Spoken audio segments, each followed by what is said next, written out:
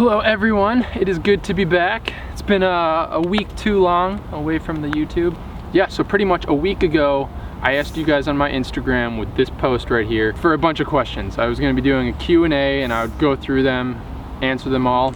And today's video is that video. So I've curated a list from all of your questions from my Instagram stories and Instagram posts, and we're just gonna be going through them. I'm gonna be giving you my raw answers. Yeah, let's go for it. The first question, how did I get into photography? So about 3 years ago now, I purchased a Phantom 3 professional drone. At the time, had no interest in photography, cinematography. Saw people flying drones. I'm like, huh, I want one of those. So I ended up saving enough money to buy a drone. So I ended up grabbing my little sister. We just went downtown Chicago and started taking photos and videos all along the lakeshore. And while I was flying downtown, I had a lady approach me and she goes, oh, do you do this professionally? And I told her no, I just got the drone a month or two ago. And she goes, oh, well, I would love it if you would take photos or video for the Lurie Gardens downtown Chicago. So I go, oh, absolutely. Let's get the permits, let's make this happen, and let's do it. I guess that was the first glimpse of I could actually do this professionally and make money. I showed her a couple of my photos from all over the Chicagoland area and she's like, yeah, let's do this. So I ended up doing the shoot downtown Chicago. It got posted all over the Lurie Gardens website, social media. It was super cool. It was a really, really good feeling. So I was then referred to WTTW, which is like the public broadcasting channel for Chicago.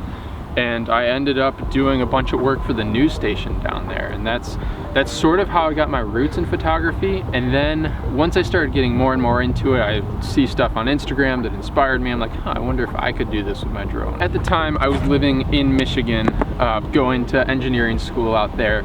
And at this time, every weekend, I was running around with an old Canon 50D, taking photos, flying my drone all over Michigan, taking all kinds of lighthouse photos.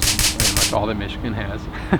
And going up to their Upper Peninsula where there's big waterfalls and all that jazz. On one of my weekend trips, I was up near Michigan's Upper Peninsula and I ended up taking a drone photo of the Mackinac Bridge, which for you guys that don't know, it's like comparable to the Golden Gate size, and it spans from the Lower Peninsula of Michigan up to the Northern Peninsula, or Upper Peninsula as the Michiganders call it. The part that stood out about this photo was that all of Lake Michigan underneath the bridge was completely frozen, so it had all these really intricate cracks and it just looked super unique. And then this is when I was just getting into the Photoshop realm of everything. I threw the birds right between the uprights and this photo blew up. I was getting email after email after email. It was shared all over Facebook. I had people asking if they could print this.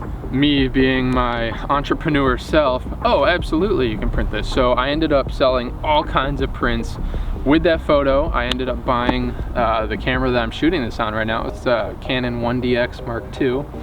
And yeah, that was pretty much my start. So the next question, what is the least favorite part about the creative journey? And this is from Micah Reinders, one of my good buddies I went and filmed in Peru with.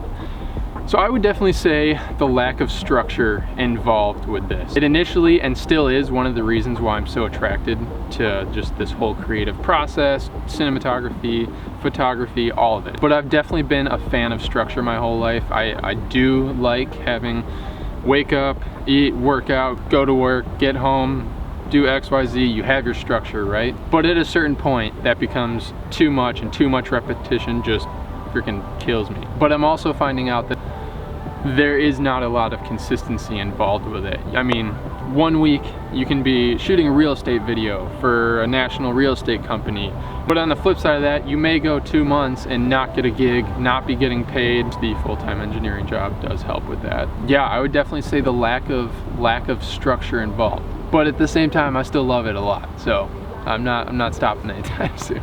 All right, next question. What really started it all for you? By Dante Digio.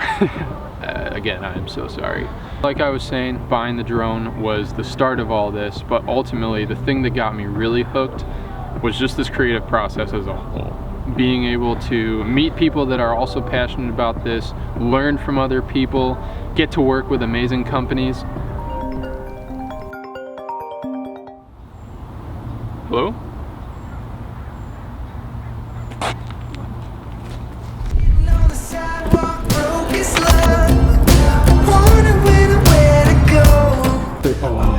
at her. She's back. She wants to know, sweet Mrs. Lowe. She needs to know, when do I get another life? Man, it feels like better days coming up our ways. Man, it feels like better days.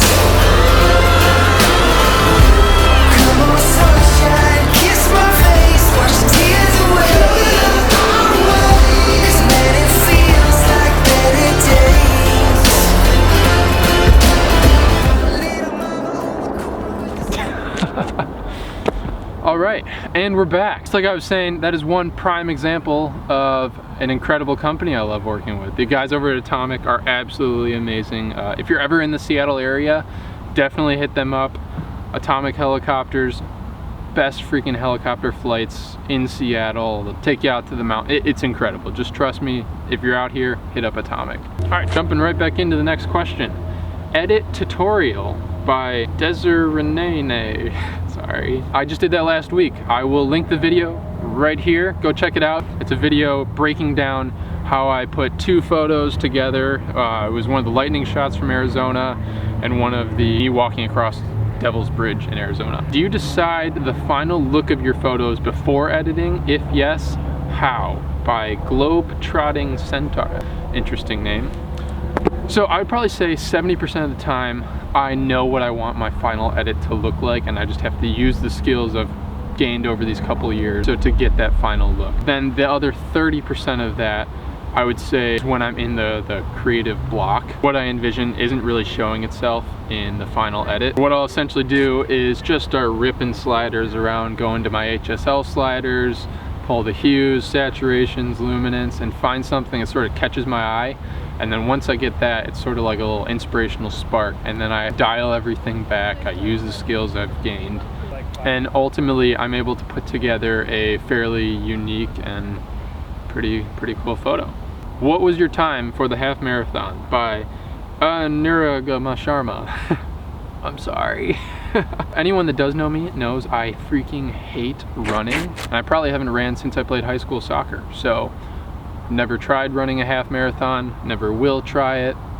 Yeah, next question. So next question, I want to get into creating videos and editing. Are there any tips to get started? By Kyle Cox. I would say the biggest tip to getting into photo and video creation is to literally just pick up a camera and go for it.